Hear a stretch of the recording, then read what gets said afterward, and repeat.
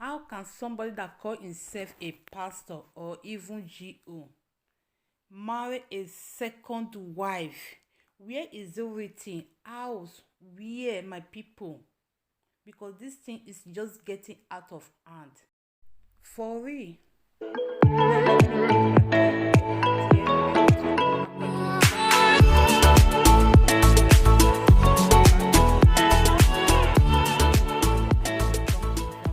at the subscribe, turn on the bell on in case of any time you just upload any video, any update, you will be the first person to notify. And also follow us on our social media platform, Facebook page and Instagram as well. Yes, my wonderful people, I just still come back again with another gist.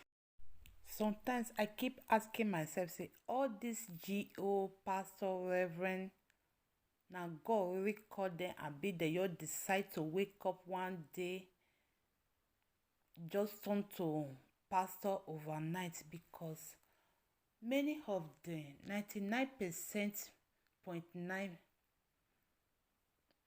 waiting, many of them they preach about, they know they use them as say they practice. Like this man now, the man this is 63 years old, and the man married before. He never even divorced the first wife. Oh, go they marry this 18 years old girl. Even the Bible wey that pastor they carry up and down, there's no place that is written say a servant of God should marry to second wife, marry second wife. There's no place. Just as all this our Nigeria so-called pastor GO, because they country where you fit do anything wey they like. That is why many of them they take advantage of it. I wish na country wey civilized, or a country anything wey you do you must surely give account to it. I wish Nigeria be that kind of country. All this, some of all this Nigeria past, all this misbehave, they misbehave anyhow because they call themselves, say they be servant of God. But many of them, the kind things wey they do, they don't they read to show say yes, they be read that servant of God. That is why I say many of them they call themselves, because of that condition where they that country, because of the corruption where they that country, because there's no job in that country. That is why many of them they all decide to open church. As far as say you can read one or two verses for Bible, you don't open church be that. It's just a pity the way they take with this man take this young girl. He just I don't know, my people.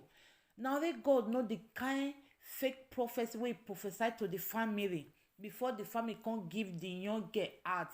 I believe say the parents of this girl, they cannot just open their two eyes like this, just give this give their pastor, make their pikin just make the pikin just marry like that. How about, my people? Now let God know the kind fake prophecy wey don prophesy to the family of this girl, because if they want deceive, if they want benefit from their interest, now all those prophecies many of them they use. Wetin God not tell them, they begin to talk, say and God tell them. Wetin they not see, they begin to talk calm. I believe now make the family of this girl just give their daughter like that. And the girl in question, my people, now call it for the church. Now let God know how many years where this man they get this young girl kpekus. He just they pray make the girl just reach 18 years old, so that from there you come ask the girl in hand in marriage. If it be say the time when they born this girl, this small girl now the man even dedicate the girl. Abba, this is that country for real. Just that country, our they don't they question anything. You feel just wake up, do wetin you like. Now be that country. I wish the man divorced the first wife, my people. There's no problem about it, because age is just a number. As far as the girl's choice, without brainwashing the family, there's no problem about that.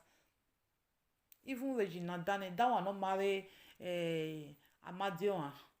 That one marry Amadioha. As well say na him choice. As well say the girl na him choice say okay, he willing to marry the man. As well say the girl don't pass 18 years old, my people. That man say na grandpapa be that, but what to do?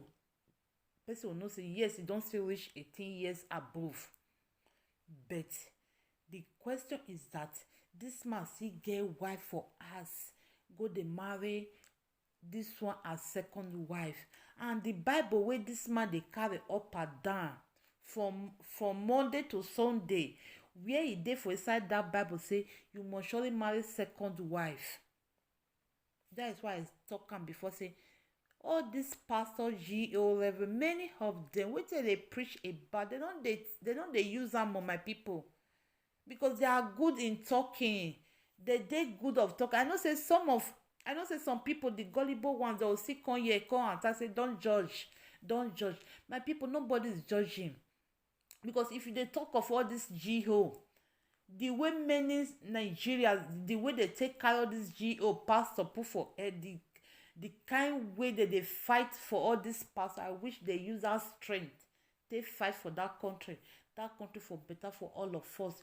Just that if they talk of pastors, some people they'll come attack you, talk many things.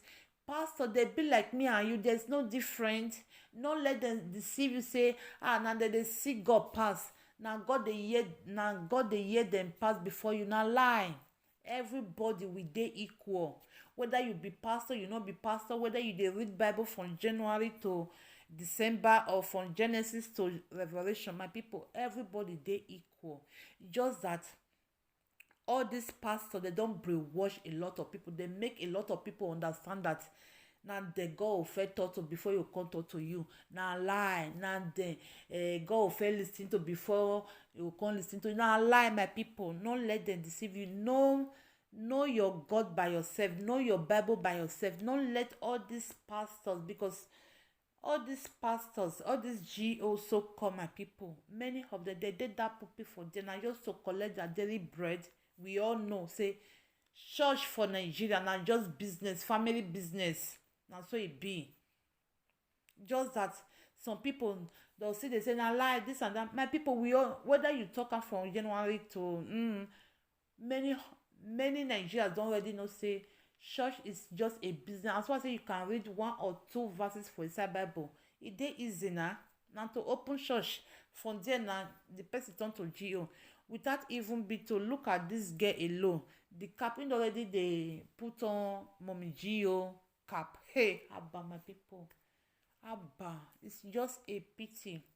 If this girl decide, my people, say yes, he want married to the grandpapa, there's no problem. But if the man brainwash in family, that is, it will never be wet. It will never be well with the man.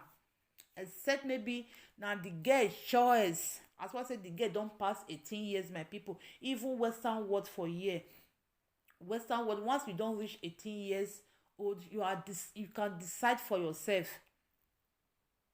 If the girl decide for herself, say yes, he want married to this Amadio and my people, there's no problem. But if the man brainwash the family, oh God, I not just know my people. He go still reap what the man go reap what he sow.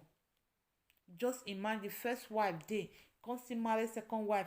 Later they'll come altar, come they preach their nonsense. It's just a pity that some Nigeria people, they still they listen to all these so-called pastors and NGO, my people.